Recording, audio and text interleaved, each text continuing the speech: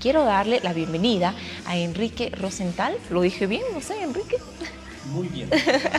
Bienvenido, qué gusto tenerte en el programa. Enrique viene a referencia de un gran amigo de la casa, que es Israel Mérida, porque vamos a hablar de un tema muy importante, Enrique. Tú has estudiado mucho, me comentaba Israel, este tema del apocalipsis, y yo siempre digo, ¿será que este conflicto que estamos viviendo hoy, Israel, la Franja de Gaza y todo aquello, será que hasta hablamos de un conflicto bíblico? Realmente es muy importante analizar lo que está pasando y desde un punto de vista bíblico y profético. Y en primer lugar, en el análisis es realmente una tragedia humana lo que está ocurriendo allá y en otros lugares de conflicto bélico en el mundo, como ser Ucrania y Rusia. Exacto. Y posiblemente esto se puede expandir aún más porque el conflicto se está agravando, lamentablemente. Y la pregunta es, hay muchos cristianos que ahora están muy atentos a lo que está pasando en Israel y con el mundo árabe alrededor y la guerra que en este momento existe. Y la gran pregunta es si esto tiene algo que ver en un marco bíblico profético o si es simplemente otra guerra más.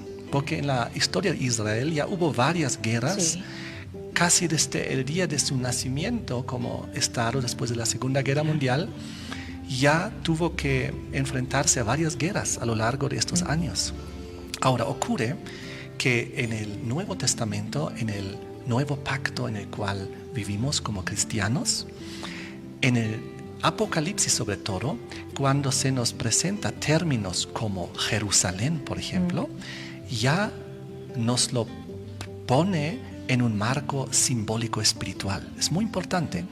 Te quiero mostrar. En el Apocalipsis, por ejemplo, 3 veces aparece Jerusalén. Entonces uno podría pensar, Jerusalén está refiriéndose a la Jerusalén literal en Medio Oriente. Pero las 3 veces que Jerusalén aparece en el Apocalipsis, siempre viene con un anexo diciendo la nueva Jerusalén y la Jerusalén celestial y la Jerusalén que va a descender del cielo. En otras palabras, cuando en el Apocalipsis habla de Jerusalén, no se refiere a la ciudad literal en Medio Oriente. Y para confirmar este concepto, en el Apocalipsis, por ejemplo, se nos presenta una segunda ciudad que es Babilonia. Y en el contraste de las dos ciudades, Babilonia es en la simbología la ciudad caída, la ciudad pecaminosa. Y en ese símbolo, Jerusalén en el Apocalipsis llega a ser como la ciudad santa, la ciudad de la voluntad de Dios. Ahora, en el Apocalipsis la ciudad de Babilonia aparece varias veces, pero sabemos que esa ciudad ya no existe porque está en ruinas, está ya en Irak, a 80 kilómetros de Bagdad, y si uno hoy en día va a Babilonia, va a encontrar un desierto con las hienas, no hay ya una ciudad. Así que en el Apocalipsis, cuando hablamos de Babilonia, sabemos es un concepto simbólico, espiritual, nos quiere hacer entender algo. Y de la misma manera, cuando en el Apocalipsis menciona Jerusalén, es un concepto simbólico espiritual que nos quiere hacer entender algo. ¿Qué es lo que estamos viendo en este tiempo que se relaciona con el Apocalipsis, Enrique? Yo creo que bastantes cosas. Yo hice un estudio casi 30 años de las profecías. Wow. Es mi hobby, lo vengo estudiando desde mis 17 años. Lo que es las profecías de Apocalipsis, como también las profecías de Daniel del Antiguo Testamento, que básicamente el libro de Daniel del Antiguo Testamento es como el Apocalipsis del Antiguo Testamento, porque estos dos libros se complementan perfectamente y van de la mano. Para entender el Apocalipsis hay que entender primeramente el libro de Daniel, porque ahí se pone todos los símbolos y la base para comprensión del Apocalipsis. Lo que comienza en Daniel llega a la conclusión en el Apocalipsis. Es muy interesante. En ese sentido, hablando ahora un poco conceptualmente lo que está pasando en Medio Oriente y con la otra guerra de Ucrania-Rusia, que en este momento se está perdiendo básicamente en los medios de comunicación. Desde que comenzó el problema en Medio Oriente, casi el énfasis de las noticias internacionales son respecto a ese conflicto. Un poco se ha ido olvidando ya lo que está pasando en Rusia y Ucrania. Pero hoy en día estamos en un mundo diferente. ¿Por qué? Porque estamos en un mundo con armas nucleares. Es decir, las Naciones Unidas, por ejemplo, fueron fundadas con el propósito de que no haya otra guerra mundial. Están intentando impedir que esto se extienda y sobre todo que esto se vuelva un problema mayor, por ejemplo, un problema nuclear, que yo no creo que ocurra. Yo pienso que Dios también va a frenar todavía las naciones de la tierra para que no caigan en un extremo mayor. Pero, ¿cuál es el trasfondo de estas guerras actuales? Yo lo veo desde el punto de vista también desde una perspectiva profética de Apocalipsis. Estados Unidos está siendo presentado ahí como la última superpotencia mundial. Ocurre que Rusia junto con China quieren hacer una alianza y fundar un nuevo orden mundial como un contraste en poder frente a Estados Unidos. Pero Estados Unidos no quiere perder la preeminencia en el mundo, el control, el poder que ha tenido los últimos 30 años.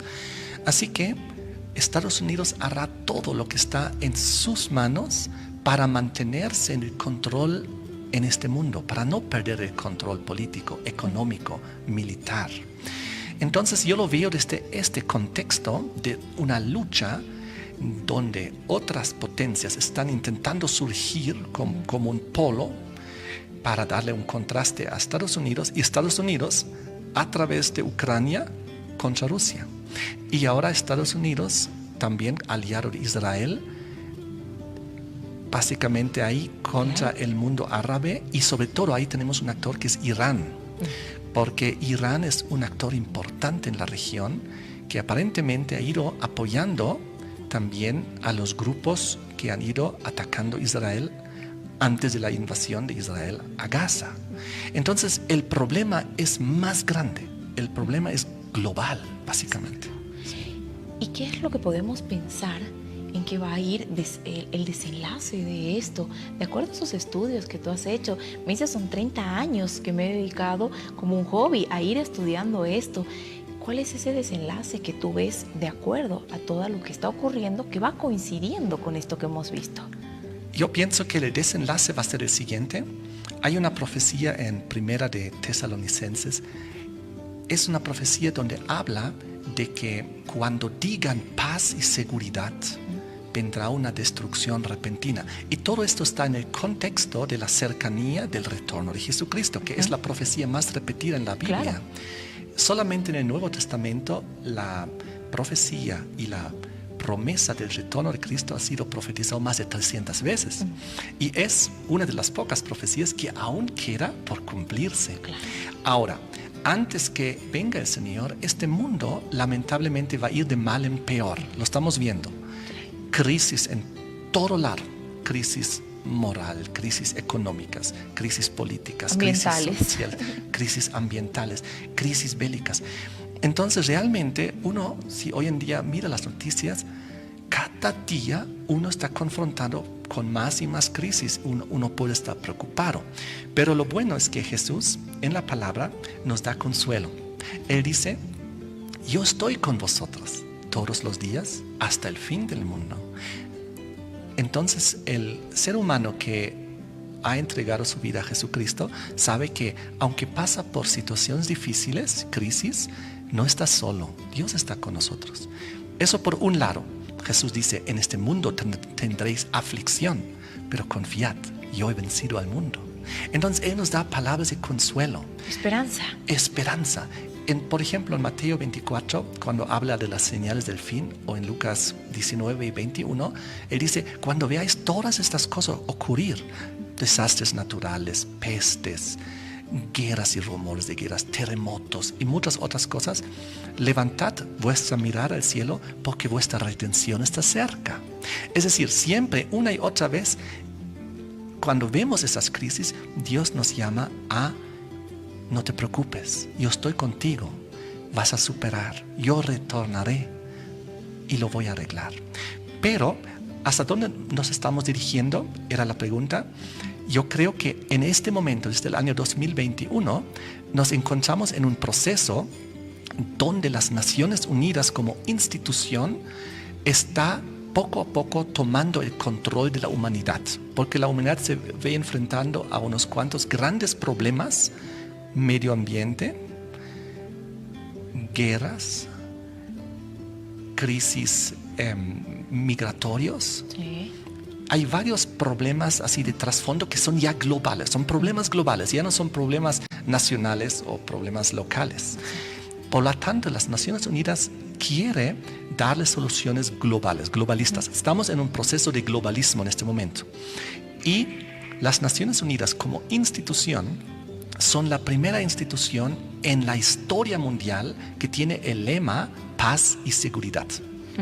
Cuando uno entra en el internet y busca paz y seguridad, aparecen por un lado los eslogans de las Naciones Unidas y por otro lado el versículo bíblico que dice: cuando digan paz y seguridad, y entonces, en el contexto del tiempo del fin, del retorno de Cristo.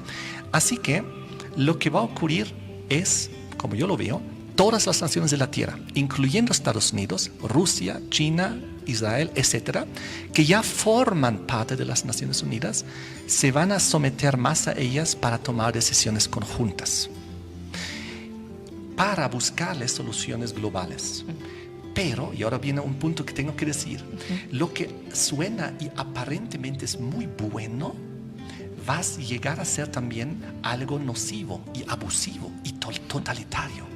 Porque tal como las profecías describen el surgimiento de esta institución en este tiempo que vivimos, y lo llama los reyes de la tierra unidos, los reyes de la tierra reunidos juntos. Claro. Suena algo aparentemente positivo, pero en la profecía no aparece como una institución tan positiva, porque aparece luego con imposiciones globales que nos lleva a que nuestras libertades sean restringidas, libertades religiosas, libertades civiles, como panorama que la profecía describe. Entonces, había mucho que hablar. Exacto. Pero más o menos así yo veo el escenario actual hacia donde nos vamos y dirigimos. Qué interesante todo esto que me dices, y hay mucha gente que se va a acordar de esta entrevista este 15 de noviembre y va a decir: lo dijeron, ¿verdad? Se habló de este tema, tiene que ver mucho con esto, hay mucha correlación entre lo que tú dices, lo que está escrito y cómo se va interpretando. De verdad, como tú dices, podríamos hablar mucho tiempo, nos ha quedado muy corto este tiempo para hablar de este tema, pero quiero comprometerte, por favor, que en una próxima ocasión podamos ahondar un poco más en este tema, porque hay varios puntos importantes en los que podemos seguir hablando. Para cerrar la entrevista, ¿hay algo que quieras puntualizar, por favor? En primer lugar, muchas gracias por la invitación y con mucho gusto yo puedo volver a venir para compartir. Pero quiero decir y terminar con palabras de esperanza, que es lo más importante. En este mundo tendremos aflicción y estamos en eso. Yo creo que no hay ningún ser humano que no tenga problemas. Los únicos que no tienen problemas ya están descansando en la tumba. Sí. Entonces es bueno tener problemas porque estamos vivos. Pero lo más importante es siempre buscar la esperanza de que no estamos solos. Dios nos cuida, nos guía. Y Él dice en Mateo 24, cuando habla de todas las señales de su retorno, de la venida, del fin del mundo, etc., dice: el que persevera hasta el fin será salvo. Así que si nosotros seguimos perseverando en Dios, en la confianza, en el estudio de su palabra, aferrándonos a sus promesas, entonces alcanzaremos la meta y llegaremos al objetivo, que es justamente la Jerusalén celestial, la nueva, la que Dios nos dará.